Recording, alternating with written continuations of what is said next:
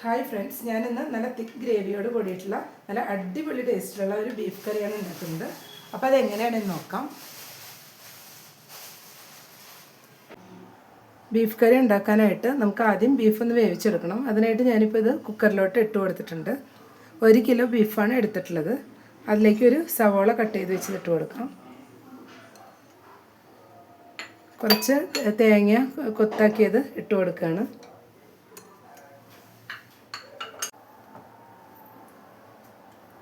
ഒരു teaspoon ginger garlic paste ഇപ്പോൾ add ചെയ്ത് കൊടുക്കാം. ഇനി ഇതിലേക്ക് ആവശ്യത്തിനുള്ള ഉപ്പ് ചേർത്ത് കൊടുക്കണം.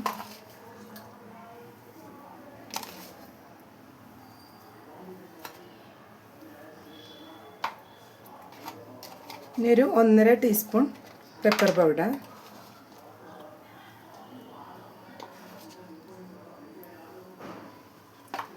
അര ടീസ്പൂൺ ഗരം മസാലപ്പൊടി, ഇനി ഒരു കപ്പ് വെള്ളം കൂടെ ഇപ്പോൾ ഒഴിച്ചു കൊടുക്കുന്നുണ്ട്. നമ്മൾ കറിയാക്കുന്നതുകൊണ്ടാണ് വെള്ളം ഒഴിച്ചു കൊടുക്കുന്നത്.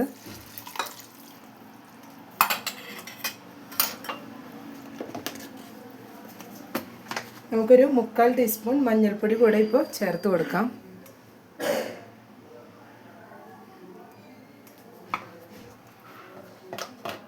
ഇനി ഇതെല്ലാം കൂടെ നന്നായി ഒന്ന് മിക്സ് ചെയ്ത് കൊടുത്ത് വേവിച്ചെടുക്കണം.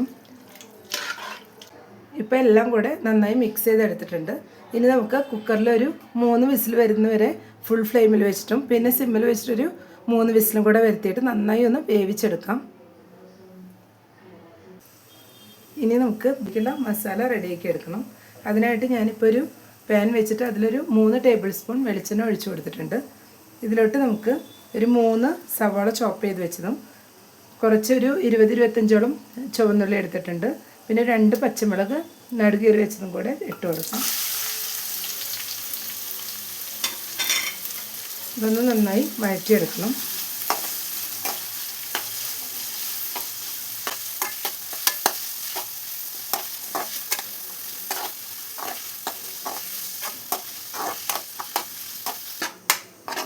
ഇപ്പോൾ നമ്മുടെ ഉള്ളിയെല്ലാം നല്ല ഗോൾഡൻ ബ്രൗൺ കളറായി വന്നിട്ടുണ്ട്.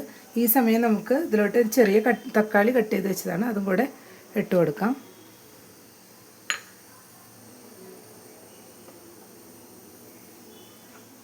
ഇനി 1 ടീസ്പൂൺ ജിഞ്ചർ ഗാർലിക് പേസ്റ്റും കൂടെ ഈ സമയം ഇട്ട് കൊടുക്കുന്നുണ്ട്.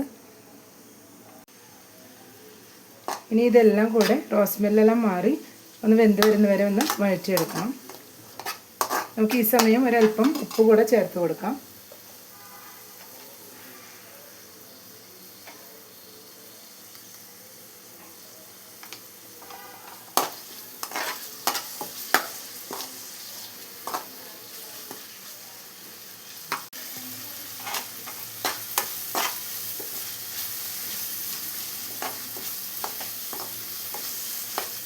ഇപ്പോൾ റോസ്മെല്ലെല്ലാം മാറി തക്കാളിയെല്ലാം വെന്ത് വന്നിട്ടുണ്ട്. ഇനി ഇതിൽ നിന്ന് കുറച്ചെടുത്തിട്ട് നമുക്ക് മിക്സിയുടെ ജാറിലിട്ടൊന്ന് അരച്ചെടുക്കണം. ഇട്ടാൽ മതിയാവും. ഇതെടുത്തിട്ട് മിക്സിയുടെ ജാറിലിട്ട് ഒന്ന് അരച്ചെടുക്കാം. നമ്മുടെ കറിക്ക് നല്ല തിക്നെസ് കിട്ടാൻ വേണ്ടിയിട്ടാണ്. ഇനി നമുക്ക് അരച്ച് വെച്ച പേസ്റ്റും കൂടെ ചേർത്ത് കൊടുക്കാം. ഞാൻ ബീഫ് വേവിച്ച് വെച്ച അതേ വെള്ളത്തിൽ തന്നെയാണ് അരച്ചെടുത്തിട്ടുള്ളത്.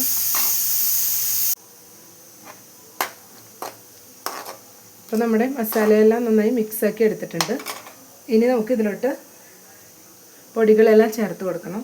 ഇതിലോട്ട് ഒരു 3 ടേബിൾ സ്പൂൺ മല്ലിപ്പൊടിയും 1 ടേബിൾ സ്പൂൺ മുളക് പൊടിയും ആഡ് ചെയ്ത് കൊടുത്തിട്ടുണ്ട്. ഇനി നമുക്ക് 1.5 table spoon Kashmiri chilli powder,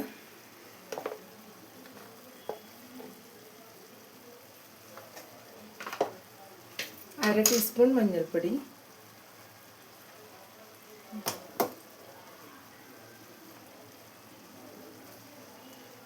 അര ടീസ്പൂൺ പെരിഞ്ജീരകം പൊടിച്ചത്, ഇതെല്ലാം കൂടെ നന്നായി ഒന്ന് മിക്സ് ചെയ്തെടുക്കണം. ഇതിൻ്റെ എല്ലാം റോസ്മെല്ലൊന്ന് മാറി വരുന്നവരെ നമുക്കൊന്ന് വഴറ്റിയെടുക്കാം.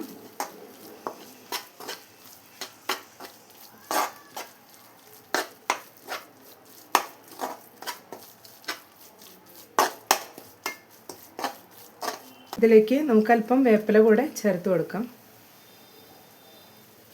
എന്നിട്ട് എല്ലാം കൂടെ നന്നായി മിക്സ് ചെയ്തെടുക്കണം.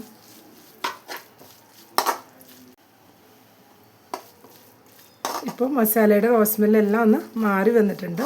ഇനി ഈ സമയത്ത് നമുക്ക് വേവിച്ച് വെച്ച് ബീഫ് ഇതിലേക്ക് ആഡ് ചെയ്ത് കൊടുക്കാം. ഇപ്പോൾ നമ്മുടെ ബീഫെല്ലാം നന്നായി തന്നെ വെന്ത് വന്നിട്ടുണ്ട്. ഇനി നമുക്ക് വഴറ്റി വെച്ച മസാലയിലോട്ട് ഇത് ചേർത്ത് കൊടുക്കാം. ഇപ്പോൾ വേവിച്ച് വെച്ച ബീഫ് ഞാൻ ഇതിലോട്ട് ഇട്ട് കൊടുത്തിട്ടുണ്ട്. ഇനി ഇതെല്ലാം കൂടെ നന്നായി മിക്സ് ചെയ്തെടുത്ത് മൂടി വെച്ചൊന്ന് ബോയിൽ ചെയ്തെടുക്കണം.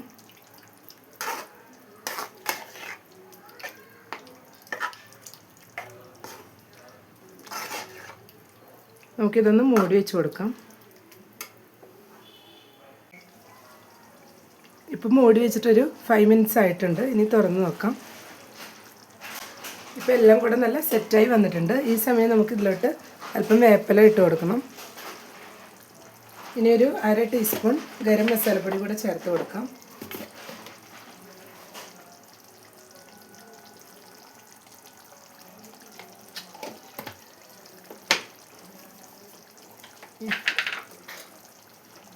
അല്പം വെളിച്ചെണ്ണ കൂടെ നമുക്കിപ്പോൾ ഒഴിച്ചു കൊടുക്കണം. ഇനി നമുക്ക് ഇതെല്ലാം കൂടെ ഒന്ന് മിക്സ് ചെയ്ത് ഫ്ലെയിം ഓഫ് ചെയ്യാം. അപ്പോൾ നമ്മുടെ കറി നല്ല സെറ്റായി വന്നിട്ടുണ്ട്. ഇനി നമുക്കിതൊരു സെർവിങ് ബൗളിലോട്ട് മാറ്റാം.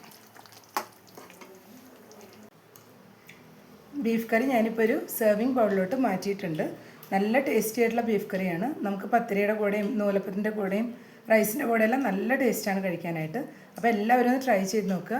ഇഷ്ടപ്പെട്ടെങ്കിൽ എല്ലാവരും ലൈക്ക് ചെയ്യാനും ഷെയർ ചെയ്യാനും സപ്പോർട്ട് ചെയ്യാനും മറക്കരുത്. Thank you.